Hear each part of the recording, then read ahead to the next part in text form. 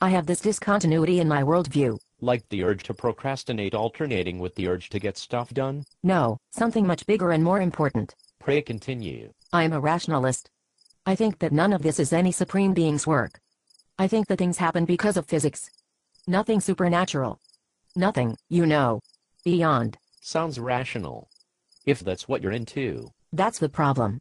The view, all physics, all the time, has one event leading to the next and the next and the next, forever. Determinism. Right. Just a bunch of little particles hitting each other.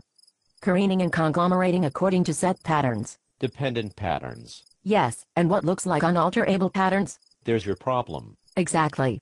That view is so antiseptic, so mechanistic. Everything's determined. Yeah. It looks that way. But the big discontinuity is that I feel my own free will. I know I pick which words I say. I can wave my arms this way or that way.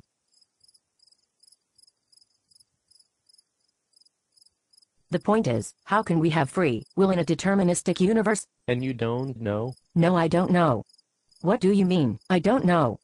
Nobody knows. It's one of the great unanswered questions of philosophy. In the United States maybe. What? I grew up in Switzerland and went to a private preschool in Bern. We were taught all about that stuff then. About determinism in preschool? I may be exaggerating a bit. I could have had those lessons in first or second grade.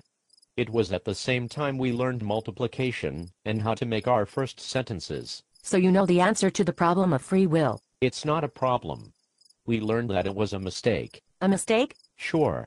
The creepy thing that bothers people most about determinism is that it seems that our actions are predictable. Yeah. If you knew the position of every atom of every cell in my body, you could, in theory, figure out the pattern of how I'm going to wave my hands around. Right. And that's true. But in an untrue way. That sounds like Clinton-style talk. Have you ever looked at a single leaf being buffeted about by the wind? It quivers and swoops this way and that, almost in rhythm, but irregular, and unpredictable. Right. And if you knew enough about the leaf shape and the stem and the wind, you could predict the path that the leaf will take. Right. Wrong. Wrong? Wrong. Well, right in theory, but wrong in reality. And it turns out that reality counts for a bit more than theory. In order to figure out the path of that leaf, you have to do calculations, based on not just the leaf, but factors outside the leaf, the wind, yes, and more, the shapes of branches around the leaf, the effect of the sunlight and humidity, the shape and value of gravity. Eventually, you have to even take into consideration the mass and velocity of the sun as it speeds around the Milky Way. There are so many variables, so many factors, that the only way to possibly model the movement of that leaf is by calculations so complex and large that it would be impossible. Yeah, but in theory. That's the untruth of the truth. In theory, some hypothetical computer larger than the universe could calculate the path of that leaf, but really the only real actual way to calculate that path is by having the leaf on the tree as it is. The leaf calculates its own path? It does. And nothing can calculate its path but itself. Your consciousness, your free will is the only way to calculate the way you wave your hands.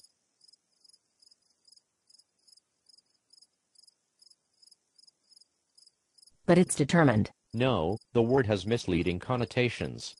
The word itself leads us to think of a mechanistic causal link, B following strictly, and without variation from A. But, B follows from A by way of me, B. I determine. I'm the determiner. You are the decider. We are all the deciders, including the leaf. We calculate what comes next for us. We are following certain paths and choosing others. We are making that calculation of what comes next. This calculation is determined by our memories, our predilections, our wants. It is determined by us, not completely by fate as dictated from without. At least that's what Miss Hornblatt taught us in the first grade. I think she was an alcoholic. I know you're full of shit.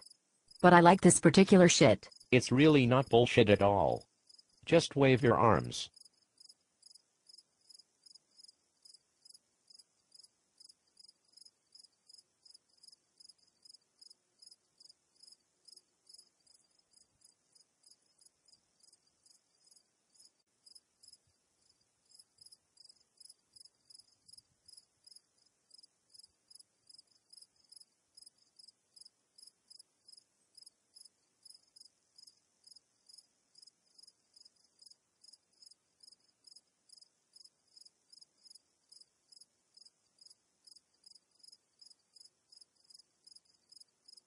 and that is communication, which makes our own actions the product of other people's actions as well.